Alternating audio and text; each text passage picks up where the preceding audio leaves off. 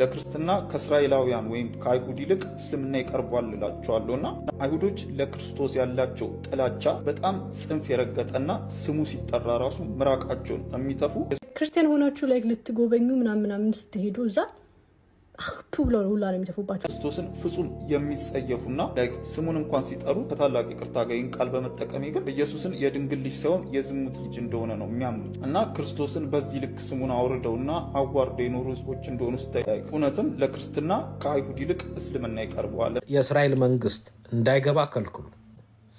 ክፉዎች ናቸው፣ ገዳዮች ናቸው፣ ተንኮለኞች ናቸው፣ ሴረኞች ናቸው። ከነሱ ተጠበቁላሉ።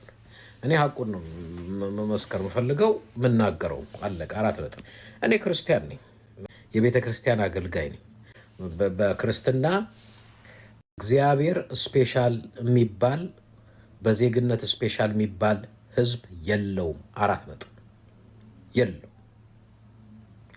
እስራኤል የእግዚአብሔር ስፔሻል ህዝብ አይደለም። እስራኤል ማለት እንደ ደቡብ ሱዳን አንድ ተራ ህዝብ ነው። እስራኤል ማለት እንደ አንድ ሊቢያ እንዳለ ሰው ተራ ህዝብ ነው። ሌላ ነገር የለውም።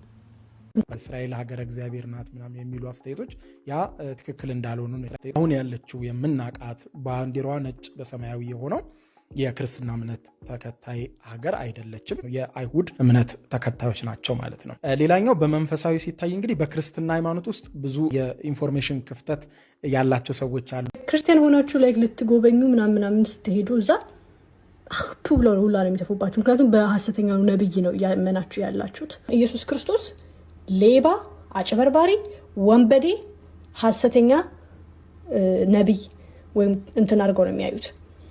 በቃ ላይ ሌባ ነው፣ አጭበርባሪ ነው፣ ጀስት ተሳካለት ነው የሚሏችሁ።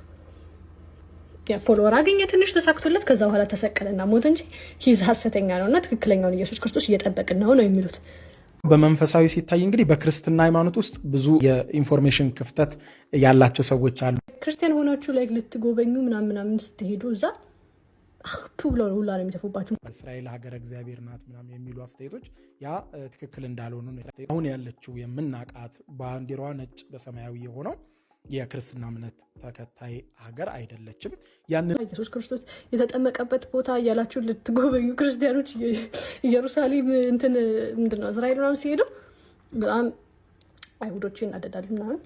እስራኤል የክርስትና እምነት ተከታይ አይደለችም ሀገሪቷ ማለት ነው። የአይሁድ እምነት ተከታዮች ናቸው ማለት ነው። ሌላኛው በመንፈሳዊ ሲታይ እንግዲህ በክርስትና ሃይማኖት ውስጥ ብዙ የኢንፎርሜሽን ክፍተት ያላቸው ሰዎች አሉ። ክርስቲያን ሆናችሁ ላይ ልትጎበኙ ምናምን ስትሄዱ እዛ አክቱ ብለው ሁላ ነው የሚተፉባቸው። ምክንያቱም በሐሰተኛው ነብይ ነው ያመናችሁ ያላችሁት። ኢየሱስ ክርስቶስ ሌባ፣ አጭበርባሪ፣ ወንበዴ፣ ሐሰተኛ ነብይ ወይም እንትን አድርገው ነው የሚያዩት። በቃ ላይ ሌባ ነው፣ አጭበርባሪ ነው፣ ጀስት ተሳካለት ነው የሚሏችሁ። ፎሎወር አገኘ ትንሽ ተሳክቶለት ከዛ በኋላ ተሰቀለና ሞት እንጂ ሂዝ ሐሰተኛ ነውና ትክክለኛውን ኢየሱስ ክርስቶስ እየጠበቅን ነው የሚሉት አይሁዶቹ በኢየሱስ ክርስቶስ የማያምኑት አብዛኞቹ እስራኤላኖች አይሁዳውያን ናቸው፣ አያምኑ። ክርስቲያን ሆናችሁ ላይ ልትጎበኙ ምናምን ስትሄዱ እዛ አክቱ ብለው ሁላ ነው የሚተፉባቸው። ምክንያቱም በሐሰተኛው ነብይ ነው ያመናችሁ ያላችሁት።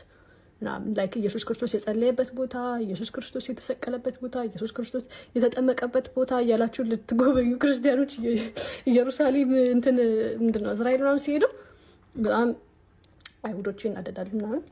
እስራኤል ሀገረ እግዚአብሔር ናት ምናምን የሚሉ አስተያየቶች ያ ትክክል እንዳልሆኑ ነው። እግዚአብሔር ለይቶ አንድን ሀገር ወይም ደግሞ ለይቶ አንድን ሀገር እቺ ሀገር የእግዚአብሔር ናት፣ እቺ ሀገር የሰይጣን ናት፣ እቺ ሀገር የእንትን ናት የሚባል የለም።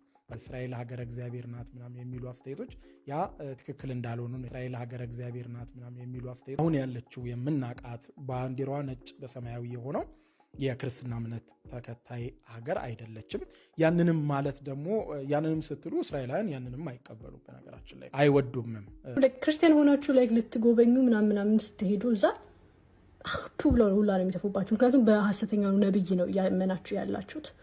ደግሞ አይሁዳውያን ናቸው፣ ስለዚህ ክርስቲያኖች አይደሉም። ስለዚህ የክርስቲያን ሀገር አይደሉም። እና አሁን ባለው ጂኦግራፊ ወይም ፖለቲካ ደግሞ እስራኤል ምን ማለት እንደሆነች ነጣጥለን ላሳያችሁ። 78% የሚሆኑ እስራኤሎች አይሁዳውያን ናቸው። 18% የሚሆኑት የእስልምና እምነት ተከታዮች ናቸው። እንዲሁም 1.9% የሚሆኑት ደግሞ የክርስትና እምነት ተከታዮች ናቸው ማለት ነው። ስለዚህ አሁን ባለው አቀማመጥ ሀገሪቷን የሚመራት የአይሁድ እምነት ነው። ስለዚህ አይሁዶች ናቸው። ኢቭን ክርስቲያኖች ተብሎ 1.9% የሚጠቃለሉት የኦርቶዶክስ ክርስቲያኖች አሉ። ለምሳሌ የኢትዮጵያ ኦርቶዶክስ አለ፣ የግሪክ ኦርቶዶክስ አለ፣ የኮፕቲክ ኦርቶዶክስ አለ። የተለያዩ ኦርቶዶክሶች ከዚህ ቀደም በጣም ብዙ ገዳማት ምናምን እንደጎበኘ ነው ማለት ነው። የካቶሊክ ደግሞ እምነት አለ፣ እንዲሁም ደግሞ የሮማ ካቶሊክ አለ፣ ሌሎችም ይህንን ጨምሮ ፕሮቴስታንቶችም አሉ። ስለዚህ ይህን ሁሉ ተጠቃሉ ነው ክርስትና እምነት ብሎ ዳታው የሚያስቀምጣቸው። ስለዚህ ይህ ሁሉ ተጠቃሉ 1.9% ነው። ጋቨርንመንቱም የቀኑን ማቆጣጠር ሌሎቹንም ጨምሮ ዶሚኔት የሚያደርገው የአይሁድ እምነት እንደመሆኑ መጠን ስለዚህ በዚህ ፐርስፔክቲቭ እንግዲህ በክርስትና እምነት ተከታዮች ዘንድ እንደሚታሰበው አሁን ያለችው ጂኦግራፊካሊ የተቀመጠችው ባንዲራዋ ነጭና ሰማያዊ የሆነችው እስራኤል የክርስትና እምነት ተከታይ አይደለችም ሀገሪቷ ማለት ነው። የአይሁድ እምነት ተከታዮች ናቸው ማለት ነው። ሌላኛው በመንፈሳዊ ሲታይ እንግዲህ በክርስትና ሃይማኖት ውስጥ ብዙ የኢንፎርሜሽን ክፍተት ያላቸው ሰዎች አሉ።